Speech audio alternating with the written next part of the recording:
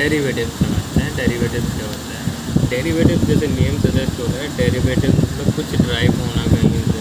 जैसे दूध फाड़ के हमको दही मिल जाता है, मक्खन मिल जाता है, तो वो कहाँ से ड्राइव हुआ है? दूध से ड्राइव हुआ है। ऐसे ही in terms of finance derivative क्या होता है? डेरिवेटिव फाइनेंशियल कॉन्ट्रैक्ट होते हैं जिनकी वैल्यू जो है वो ड्राइव करती है अंडरलाइंग एसेट्स से। अभी अंडरलाइंग एसेट्स क्या होती है? अंडरलाइंग एसेट वो एसेट्स होती हैं जैसे स्टॉक्स हो गया, कमोडिटीज़ हो गया, करेंसीज हो गया, इनमें कोई परिवर्तन आता है तो डेरिवेटिव्स में परिवर्तन आएगा। अब इसका इस्तेमाल ही क्यों किया जाता है ये बताइए। तो डेरिवेटिव्स का इस्तेमाल इसलिए किया जाता है ताकि हम अपने जो रिस्क है उसे मैनेज कर सकें। फॉर एग्ज़ाम्पल स्पेकुलेशंस के लिए, हेजिंग के लिए, आर्बिट्रेज के लिए। अब आप कहेंगे ये स्पेकुलेशन मतलब क्या है, आर्बिट्रेज क्या है, हेजिंग क्या है? तो हेजिंग को मैं अपनी एक पर्टिकुलर वीडियो में कवर कर सकता हूँ। स्पेकुलेशन मतलब नाम से ही लग रहा है पता कि स्पेकुलेट करना किसी चीज़ मतलब जुआ। स्पेकुलेशन का एक एग्जांपल अगर समझो जो कॉमन है, लाइक आपने मुझसे पैसा, बैंक से पैसा लिया आपने कि हाँ हमको वर्किंग कैपिटल के लिए पैसा दें, लेकिन आपने वर्किंग कैपिटल की जगह उसे इस्तेमाल किया स्टॉक मार्केट में। आपने आज इंट्राडे ट्रेडिंग कर ली, शाम को पैसा आपका डूब गया, तो वो स्पेकुलेशन है, वो एक जुआ है, आपको बढ़ भी सकता है।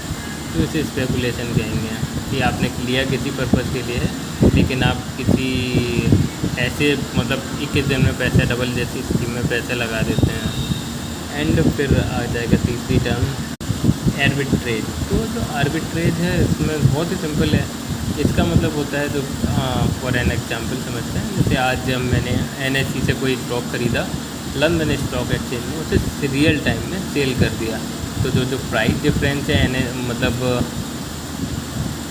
लंदन स्टॉक एक्सचेंज का और जहाँ से मैंने ख़रीदा है न्यूयॉर्क स्टॉक एक्सचेंज का, इनमें जो प्राइस का डिफरेंस है उसे हम आर्बिट्रेज करेंगे, वो हमारा प्रॉफिट है। मतलब एक ही समय पे एक रियल टाइम में एक स्टॉक एक्सचेंज से मैंने एक स्टॉक ख़रीदा, दूसरे स्टॉक एक्सचेंज में उसे बेच दिया, उसका जो प्राइस डिफरेंस है वो हमारा आर्बिट्रेज कहलाता है। हेजिंग तो मैं समझा चुका हूँ, फिर भी हेजिंग समझ लेते हैं। हेजिंग मतलब एक तरह का हमारा रिस्क मिटिगेशन स्ट्रेटजी है।